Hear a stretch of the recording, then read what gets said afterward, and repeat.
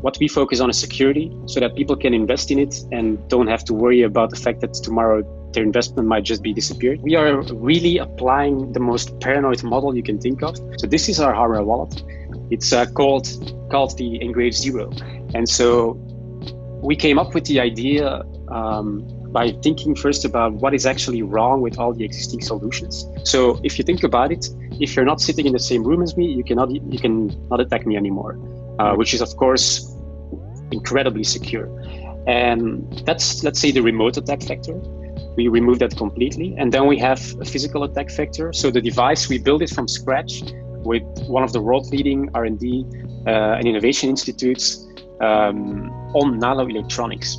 And so basically we built this from scratch with our experts to make sure that if somebody gets their hands on this device, on the Zero, and tries to open it up, the device will wipe itself. Your keys will be gone. And then obviously we have the second plate as a backup.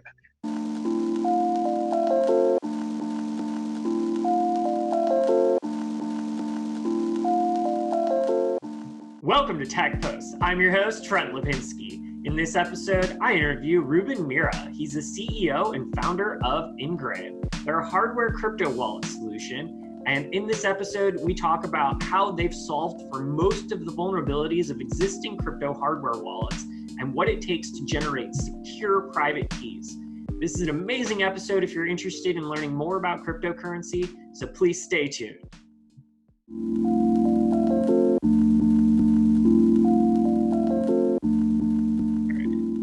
Welcome to the podcast. I'm here with Ruben. Tell us a bit about who you are and what you're working on.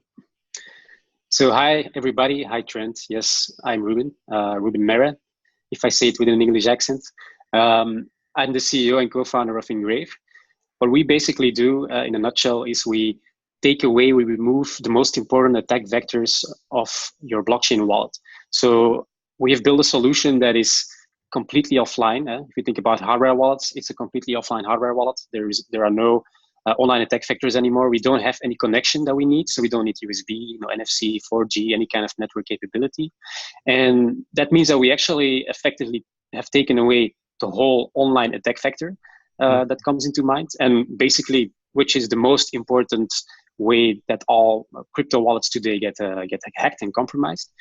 And then the physical device itself, we build it together with world-leading experts in their fields, in nanoelectronics, in hardware security, in applied cryptography, to ensure that that device itself physically, because that's the last kind of attack vector that exists.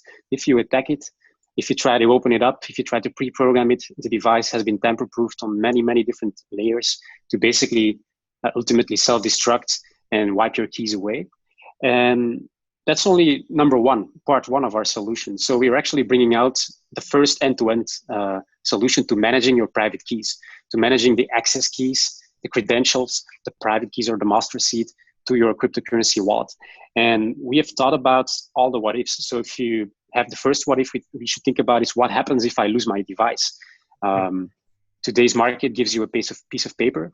We give you a cryptographic puzzle made of 2 stainless steel plates. It's deliberately done completely non-electronic because electronics can degrade. And the thing is, you need both plates to find the key back. It's quite an advanced cryptographic principle. Some people might compare it to Shamir secret sharing, but it's actually something different. The core morale there is that if you only have one plate, you have zero information on the key. So you still have to brute force the entire private key, which is basically impossible computationally with the computers we have today.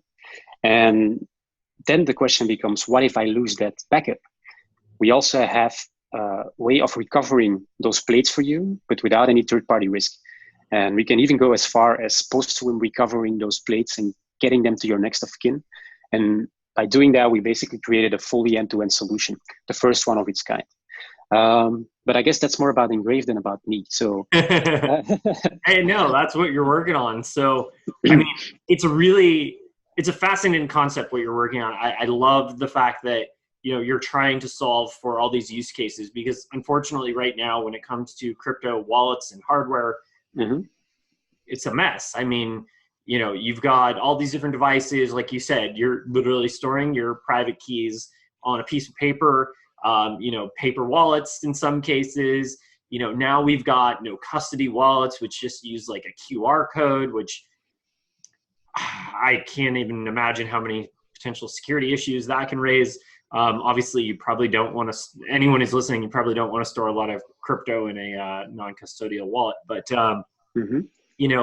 there's so many different vectors and challenges. And we've seen this with, people who have left a lot of their crypto in exchanges. They've been, they've had their cell phones hacked because, a lot of people enabled like two-step authentication. So we literally had the situation where people were like calling AT&T or Verizon and pretending to be the user and like spoofing their numbers and getting access to their phones and, switching their phone to a different device that, the hacker had access to. I mean, there's a lot of pitfalls with the existing security solutions when it comes to managing crypto securely. And then for a lot of companies, that are in the blockchain space, they have to figure out like how they're going to exchange crypto. So in many cases, a lot of these companies have to essentially become an exchange themselves, or at least have some initial exchange functionality within their blockchain or their blockchain project. And then they now become vulnerable to all of these hacks. We've seen this number of blockchain companies since, kind of the 2017 boom there. And, there's been a number of people who have walked away with millions of dollars in crypto because, they just took that little piece of paper and that private key and millions of dollars of crypto were stored on one hardware wallet. And they disappear with that wallet and that's it.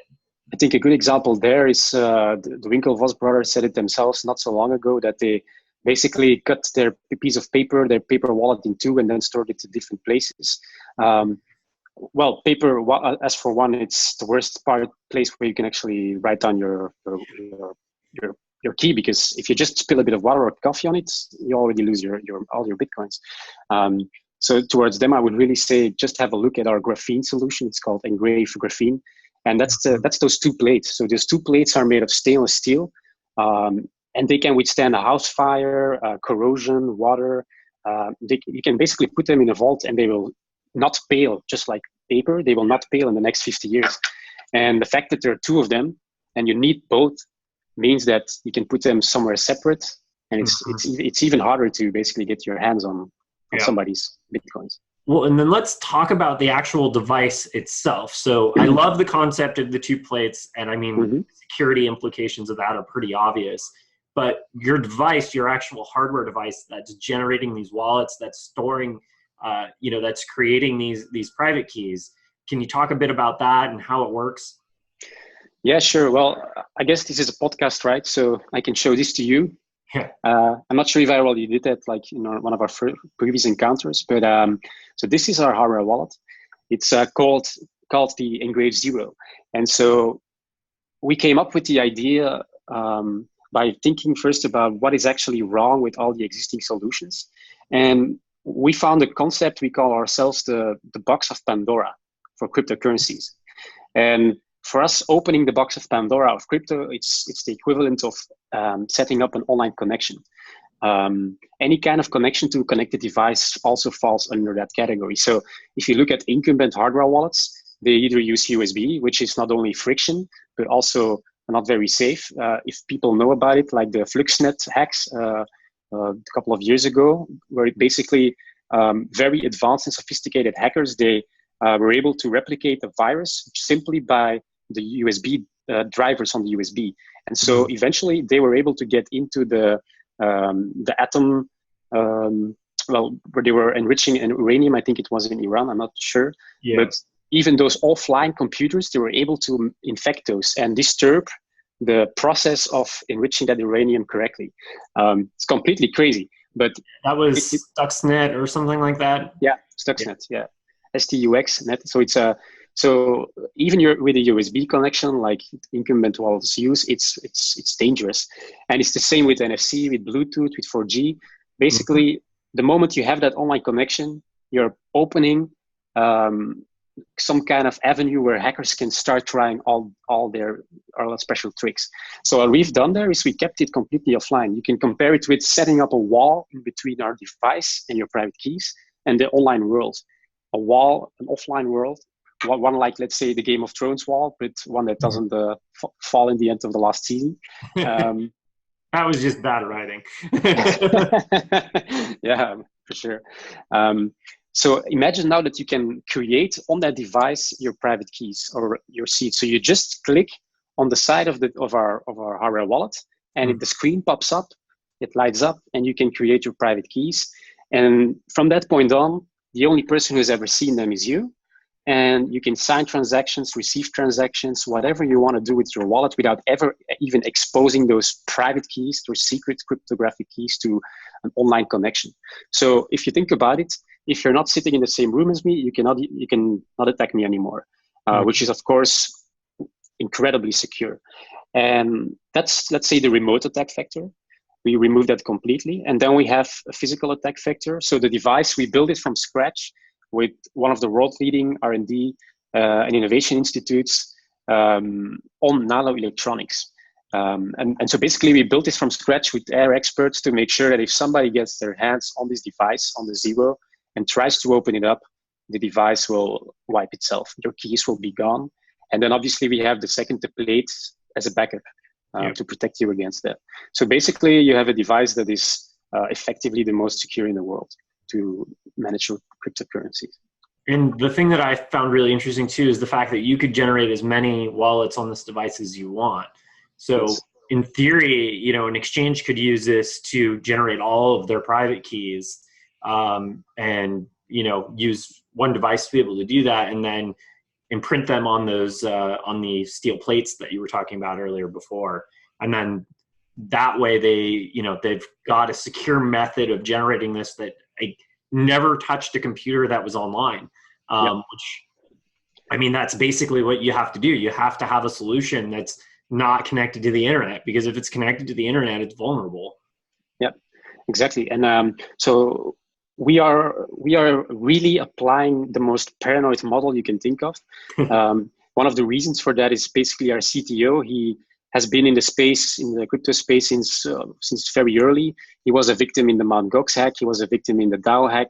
And he was working on a project called Arcade City and then Swarm City, where they raised 76,000 Ether in an ICO, 2016. And for those who have heard of the Parity Hack, it's a famous hack. Their project was impacted the most. So they stole 44,000 Ether from the whole ICO bulk of money they had. But they realized this very quickly in the team. And what they did is they replicated the hack to all the other projects that were protected by the same smart contract. And they hacked all those projects in a white hat hack form. so that they basically could secure and safeguard those projects their money. So they gave it back, obviously, afterwards. That's a crucial detail. But for Xavier, so our CTO, that was really one of the reasons why he said, I have to go to security. And every time we are building something, we think of every single detail that can go wrong. We are working for the security side. We are working with 7 professors who are basically world renowned for their expertise in cryptography. If you think about all these cryptographic algorithms that blockchain is based on, AES 256, SHA-2, SHA-3, Ketshak, the way that Bitcoin actually creates private and public keys, it all stems from either completely from their minds 20 years ago to even today. They compete in the NIST competition for the next post-quantum cryptography standards. So we have an amazing back there of these guys, and together with them and the technology player and ourselves, that's how we can actually build the best solution. And maybe one interesting angle, just to give an example of how paranoid we go. In the key creation process, the first thing you do in your device, a lot of things can go wrong. And a simple example is an incumbent hardware wallet. They give you a key. They say, here are your 24 words, write them down on a piece of paper. That's it. But who's to say that they don't have a whole database of every key they ever generated? I don't believe it's a real possibility. Well, it always is. It's super small, but it's something that we don't even want you as a user to worry about. So we basically have taken more or less the same process for generating your private keys, but we add additional inputs like your fingerprint, specific technology such as photon technology, just to make the key better. And we also include one crucial thing that nobody has done before, and which is an interaction step between you and the key. And the easiest you can imagine is that you are allowed to change a couple of the characters in the key, let's say. And by doing that, you know that, okay, even Ngrave, the guys who made the wallet, have no way of knowing what my key can be because they cannot computationally get to it anymore. And obviously, we have taken into account the psychology factor, people are predictable, and all of those things to make sure that we still have a strong process. But by doing that, you as a user, even in the first step, know my key has been generated offline. It's statistically unique. Nobody else will ever have the same key. There is no process that can predict what kind of key I have. And I'm the only one who's ever seen it. So I put my Bitcoin on that, try to steal it. I mean, that's quite the solution. And we were talking about this a little bit before we were recording. I mean, ultimately, if you didn't create something like this, someone else was going to have to, because ultimately for crypto as a market to succeed, we need security solutions to be able to secure, our cryptocurrency. There's not really there's no other path. There has to be a way to secure your private keys. And ultimately, like I said, removing the internet from the equation, removing computers from the equation, removing all the known attack vectors from the equation. Exactly. Moving to something as simple as a standalone offline device, and then those two steel plates. That ultimately is a fairly secure solution for this. And I mean, this is going to have implications for a lot of these crypto companies so that they can figure out hey, we've now got a secure way of doing this. And it's going to enable some innovation for them, because right now I know a lot of these companies have to partner with different partners to try and secure it. I mean, people are literally locking their private keys in bank vaults and taking that kind of older traditional model. And they don't have a tool to be able to do that. They're still just storing their paper wallets. So it's going to be really interesting to see, once your device is on the market, how things start to shift. Is this going to open people up to being able to be more flexible with their exchanges and, offering additional layers of security for their users and what that looks like? So this adds, adding this extra layer of security adds a lot of potential to the market and allows people to innovate on top of that as well. Yeah. For example, I met the guys from Swiss Crypto Vault. I don't know if have heard about that company. So what they do is they basically have set up a bunker in the Swiss mountains where they keep private keys for whoever wants to put their keys there. So that's completely crazy, but it's what crypto needs right now. And we also talked before we were podcasting about centralization versus decentralization and the implicit war that's happening between them. Our first solution now is completely decentralized. So I once made a continuum of centralization, decentralization, and then looked at every aspect of what we do. And we're basically now completely decentralized, meaning that if you buy our solution today as a B2C customer, you don't need us anymore. We don't need to exist after that. And you don't have to be afraid that a third party will get access to your keys now or to your plates and so on. And obviously, if do you know like Clayton Christensen's books on the innovator's solution, the innovator's dilemma? I'm aware of them. I haven't read them personally, but I've heard of them. One of the things he talks about is how you can disrupt the market. And you have these existing solutions that are having already a certain quality, but you have obviously a demand that has some sort of a statistical distribution. And most people at some point, let's say at the time is zero, they want the exact capabilities of that solution. Let's talk about, for instance, smartphones. Your smartphone nowadays, it can do so many things that you don't need anymore. So the distribution of your demand will actually shift towards new layers where you say that is good enough for me. Yeah. And how disruption typically works is somebody comes with a way cheaper solution, let's say for a super cheap smartphone, but at some point they're innovating themselves and they come on the radar of good enough. And people start buying that because they don't need to buy that expensive thing anymore. And the expensive players, they're actually happy that they don't have to serve the low margin segments anymore. So they just start to they're actually happy to move up in the market to a higher end. Apple's whole business model, they literally have built their business model so that they don't really serve the lower margin. Market. So actually, Apple is kind of an anomaly in that model, because normally at some point the premium player will be pushed out of the market because the lower player is good enough for everybody. You know, a smartphone like an Apple, it has all these capabilities. Nobody needs them.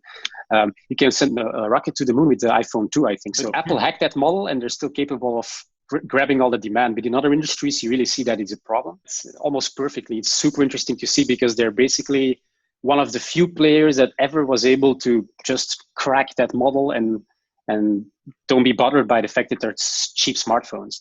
The brand appeal is amazing.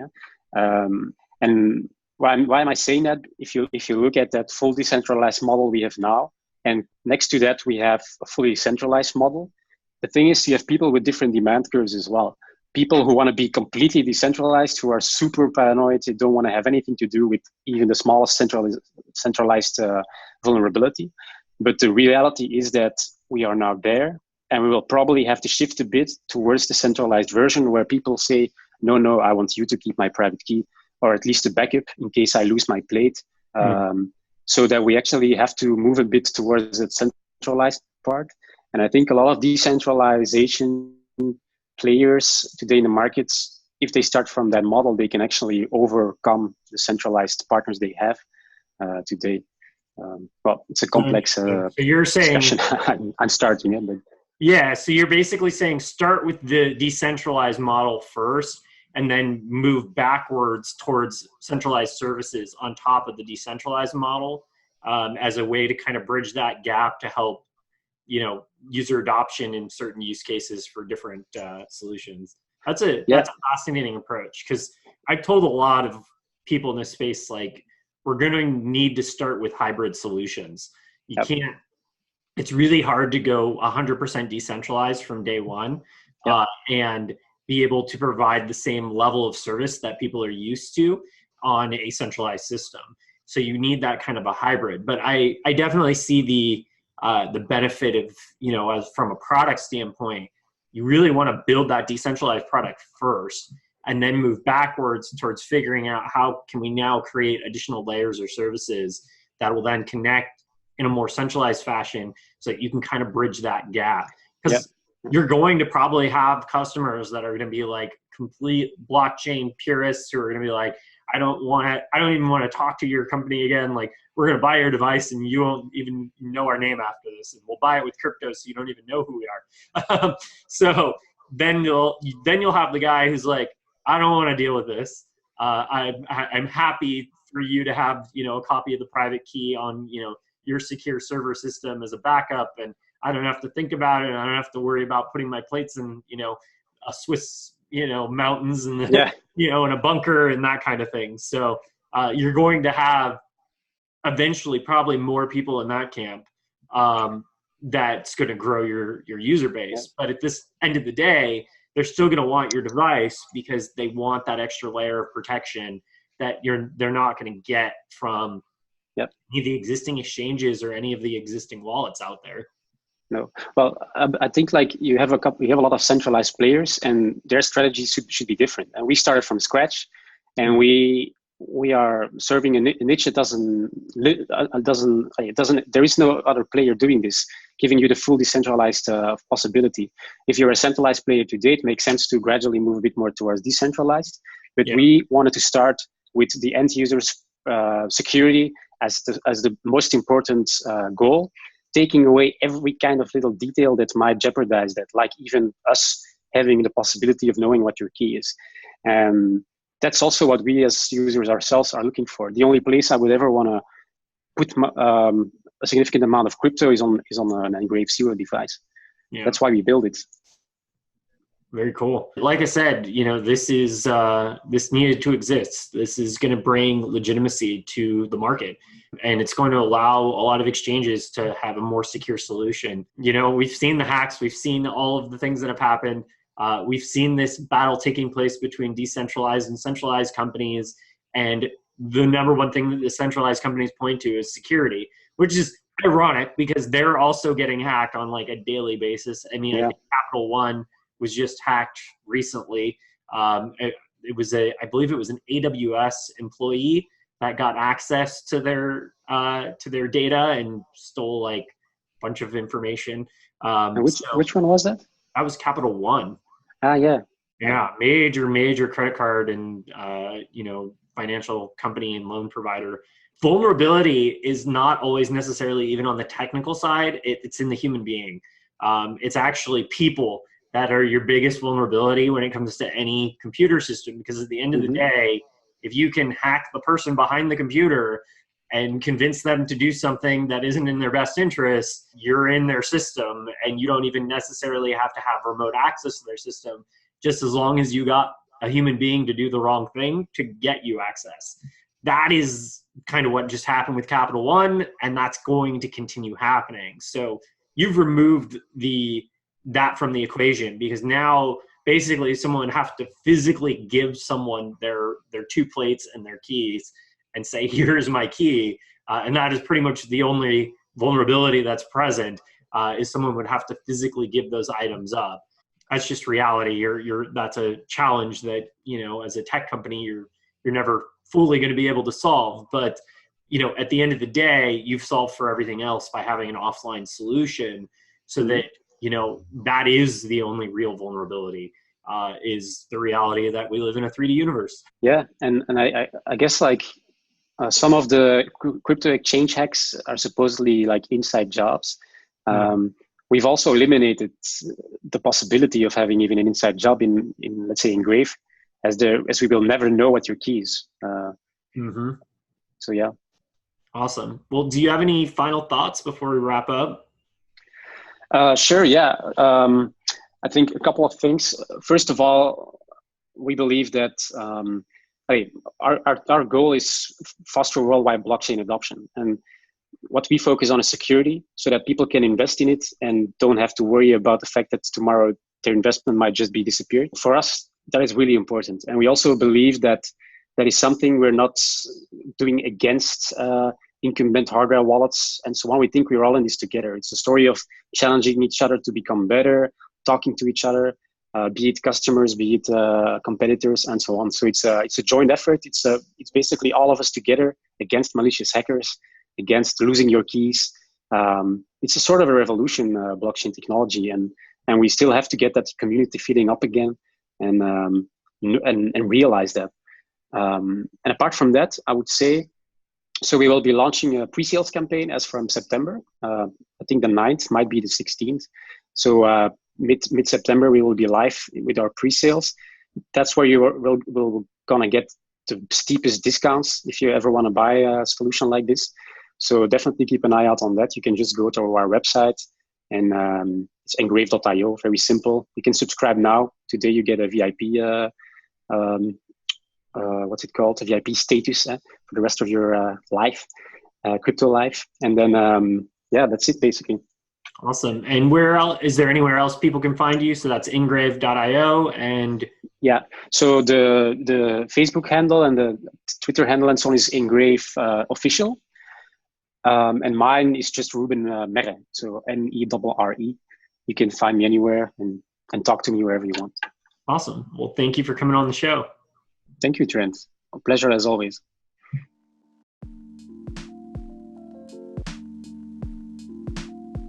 Thanks for watching another uncensored episode of TechPost.io.